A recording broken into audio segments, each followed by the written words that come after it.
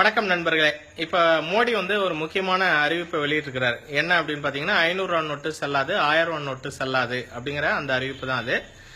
இது வெளிப்படையா பார்த்தோம்னா பரவாயில்லையா, சூப்பரா அடிச்சிட்டாயா, நம்ம கருப்பு பணத்தை ஒரே நாள்ல எடுக்கிறதுக்கு செம்ம ஐடியாவா இருக்க அப்படின்னு நினைக்கக்கூடிய ஒரு நிலை இருந்தாலும் கூட இதற்கான உடனடி விளைவுகள், ஃபியூச்சர் விளைவு, 2 விளைவுகள் இருக்கு. இப்ப அந்த 2 விளைவுகள் என்னன்னு பாத்தீங்கன்னா, முக்கியமான விளைவு இது அக்கௌண்ட்ல போடுறாங்க, அதுக்கான டாக்ஸ் வரும் அப்படிங்கிறது செகண்டரி.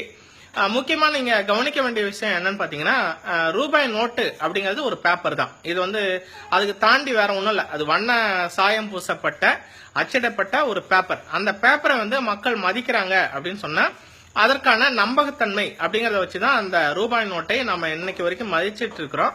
ஆனால் இன்றைக்கு இரவு 12 மணிக்கு மேல 1000 ரூபாயும் 500 ரூபாய் நோட்டும் செல்லாது அப்படிங்கும்போது உடனடியாக அந்த மரியாதை, அந்த பேப்பருக்கு மேல நம்ம வைத்திருந்த, நம்ம அரசாங்கத்தின் மீது வைத்திருந்த, இல்லதான் ரிசர்வ் வங்கி மீது வைத்திருந்த, சாதாரண வெகு மக்கள் வைத்திருக்கக்கூடிய அந்த நம்பிக்கை முதல்ல ஸ்பாயில் ஆயிடும்.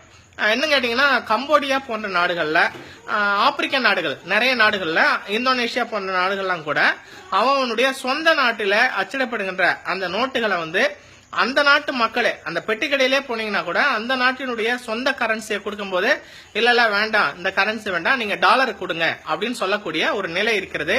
ஆனால் இந்தியாவில் அந்த மாதிரி நீங்க டாலர் கொடுங்க சார், ரூபாய் நோட்டு எல்லாம் எனக்கு வேண்டாம் சார் அப்படின்னு எல்லாம் இதுவரைக்கும் யாரும் சொல்லல.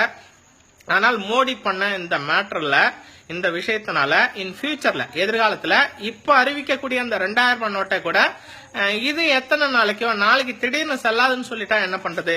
அதனால 2000 ரூபாய் வேண்டாம் சார், முடிஞ்சதுன்னா ஒரு $20 கொடுங்க, நான் உங்களுக்கான பொருளை நான் கொடுக்கறேன் அப்படின்ற கூடிய ஒரு நிலை ஏற்படும் அப்படிங்கிறது. இது இந்திய ரூபாய் நோட்டின் மீதான ஒரு மரியாதையை, ஒரு நம்பகத்தன்மையை அது குலைச்சிரும். 1947 ஒரு ரூபாய்க்கு அமெரிக்க டாலர் $1 இருந்த நிலை மாறி இன்னைக்கு கிட்டத்தட்ட 65 ரூபாய் 70 ரூபாய், கிட்டத்தட்ட ஒரு ரூபாய்க்கு $1 இருக்குது.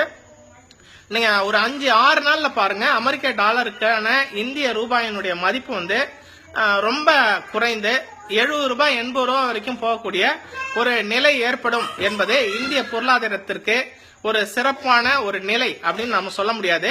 இது துக்ளக் ஆட்சி, துக்ளக் தர்பார் அப்படின்னு சொல்லுகின்ற மாதிரி ஒரு முட்டாள்தனமான அதிகாரிகள், பொருளாதார ஆலோசகர்கள் சொன்ன அறிவுரை ஏற்று இன்றைக்கு இந்தியாவினுடைய அந்த மானம், மரியாதை, அதோட இல்லாம அதனுடைய நம்பிக்கை, அந்த நம்பிக்கையை இழந்திருக்கிறது.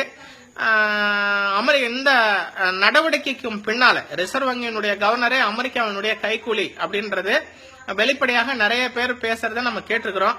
ஆனால் இன்றைக்கு நடக்கிற இந்த நிகழ்வுகளை வைத்து நாம பார்க்கின்ற போது இந்த முடிவுக்கும் பின்னால அமெரிக்காவினுடைய உளவுத்துறையினுடைய பங்களிப்பு இருக்குமோ அப்படின்னு நம்ம சந்தேகப்படக்கூடியதாக இருக்கிறது. நாளைக்கு இந்தியாவிலும் அமெரிக்க டாலரை புழக்கத்திற்கு கொண்டு வரக்கூடிய ஒரு முன்னோட்டமாகத்தான், அதற்கு பயன்படுத்தக்கூடிய ஒரு முன்னோட்டமாக தான் இந்த நிகழ்வை நான் பார்க்கிறேன். கண்டிப்பாக இந்த முடிவை நான் சாதாரண மக்களுடைய சார்பில் என்னுடைய எதிர்ப்பை பதிவு செய்கிறேன். நன்றி, வணக்கம்.